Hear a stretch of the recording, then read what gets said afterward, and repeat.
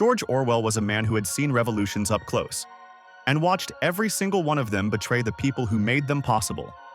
By the time he sat down to write Animal Farm in 1943, he had already fought in the Spanish Civil War, taken a bullet through the throat from a fascist sniper, and watched his socialist comrades get purged by Stalinist agents who were supposedly on the same side. He hadn't just read about totalitarianism in a library. He had smelled it. He had bled for a cause and then watched that cause get hijacked by exactly the kind of people it was supposed to destroy. That experience, that specific, personal, devastating experience, is the engine behind every page of Animal Farm. And unless you understand that Orwell was not writing a children's story about talking animals, but a cold-blooded political autopsy, you will miss everything that makes this book one of the most important ever written. The story begins on Manor Farm, a rundown property in England owned by a negligent drunk named Mr. Jones. The animals work, Jones drinks, the animals produce, Jones takes everything. It's an arrangement that has gone on so long that most of the animals have simply accepted it as the natural order of things. Then Old Major speaks. Old Major is an elderly, prize-winning boar, respected, wise, dying. He gathers the animals and delivers a speech that reads almost word for word like a Marx Engels manifesto. Man is the enemy, he says. Man produces nothing and consumes everything. Remove man, and every animal will live in dignity, abundance, and freedom. He calls his philosophy animalism. And before he dies, he encourages the other animals to revolt. Now, Orwell is already doing something brilliant here. Old Major is clearly Karl Marx, but he's also Vladimir Lenin. The point is not to mock the original vision. Old Major's analysis is correct. The animals are exploited. The farm is unjust. The dream of a better system is legitimate. Orwell doesn't write this as a story about a naive idea. He writes it as a story about what happens to a correct idea once the wrong people get hold of it. 3 months after Old Major's death, the revolution happens almost by accident. Jones forgets to feed the animals for a day. They break into the food store. Jones tries to whip them back into line, and in a sudden surge of collective rage, the animals drive him off the farm. It is spontaneous, it is genuine, and for a moment, it is beautiful. The pigs, the cleverest animals on the farm, immediately begin organizing. 2 of them emerge as leaders, Snowball and Napoleon. Snowball is passionate, eloquent, full of ideas. Napoleon is quieter, more calculating, and has been secretly raising a litter of puppies in a barn, away from everyone else.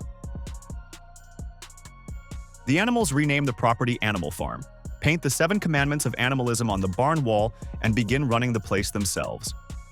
And for a while, it works. The harvest is better than it's ever been under Jones, but Orwell is watching the pigs very carefully, and so should we. Almost immediately, the pigs begin reserving the milk and apples for themselves, justifying it as a nutritional necessity for brain workers. This is the first crack. It's small enough that most of the animals accept it. And that acceptance, that first small acceptance, is where revolutions begin to die.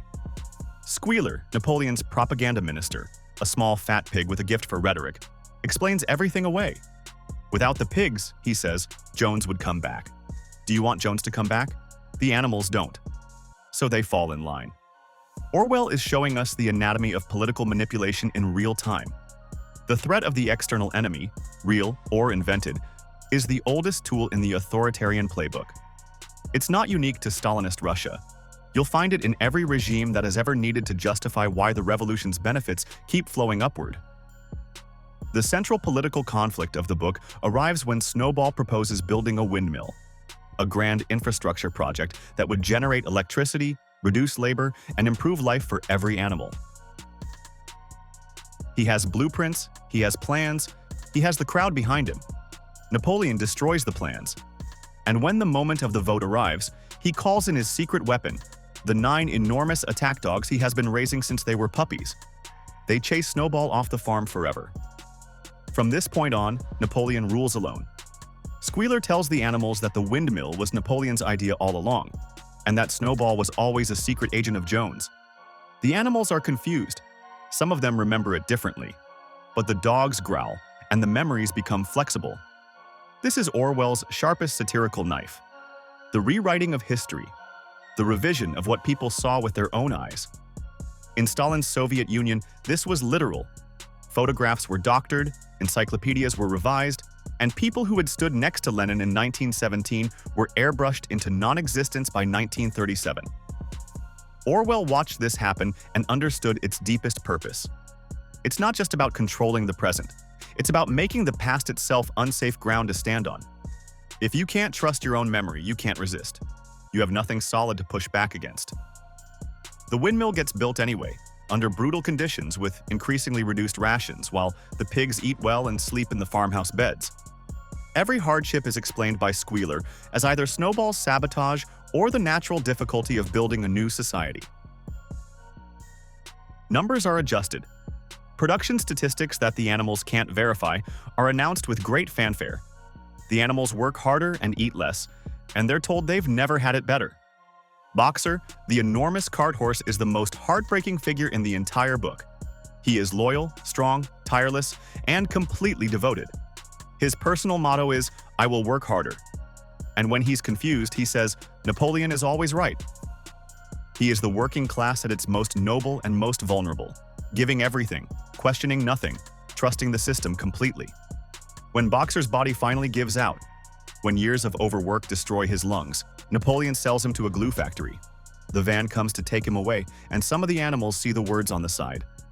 Benjamin the donkey, who has always known the truth but chosen silence, reads it out loud. It's too late. If that scene doesn't make you furious, you haven't been paying attention.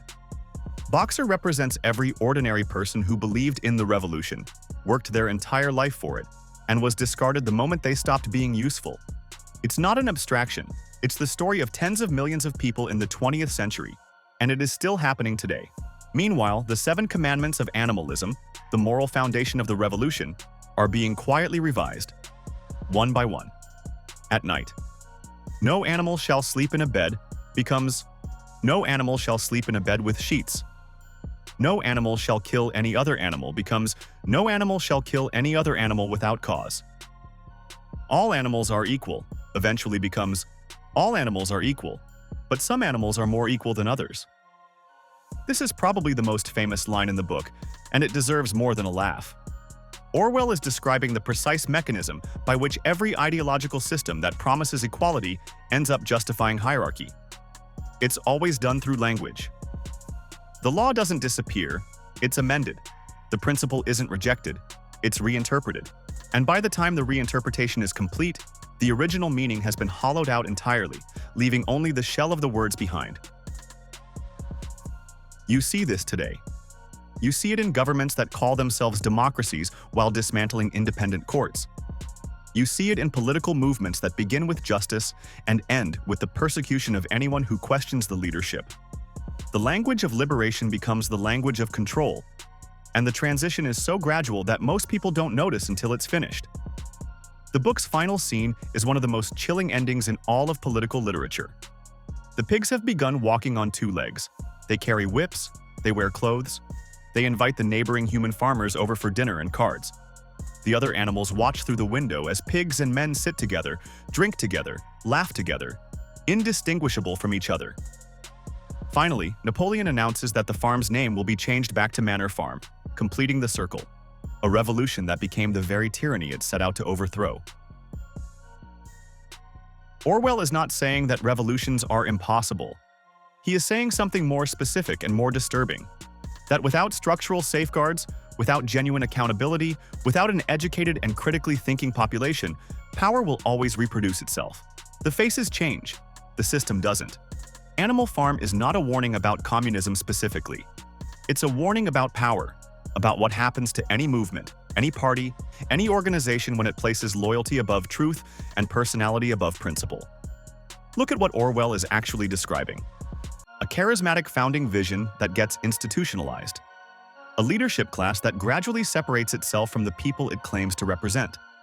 A propaganda apparatus that controls information and rewrites the past. A culture of fear, not always physical but social, where questioning the leadership is treated as betrayal.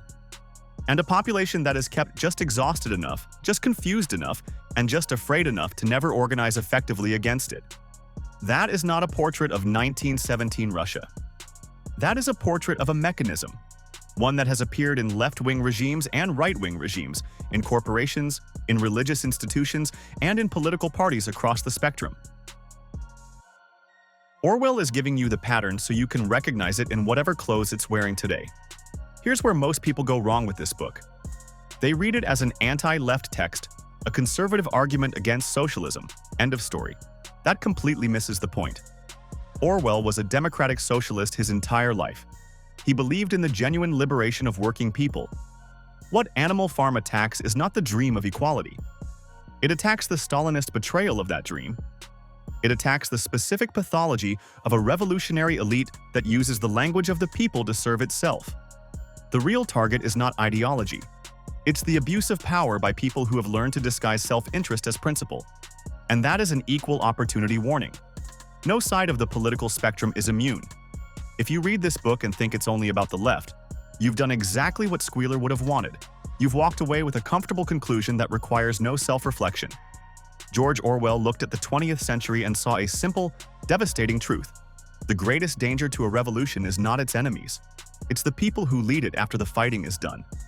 Animal Farm is a 112-page answer to one question. What do you do when the liberators become the oppressors? And his answer, buried between the lines, is this: stay educated, stay skeptical, and never ever let anyone tell you that loyalty to a leader is the same thing as loyalty to a cause. Thanks for watching. If you enjoyed this deeper look into how power corrupts revolutionary ideals, don't forget to like the video, subscribe to the channel, and tap the bell. Join us as we continue to dive into the ideas, events, and books that shaped the world we live in. See you next time.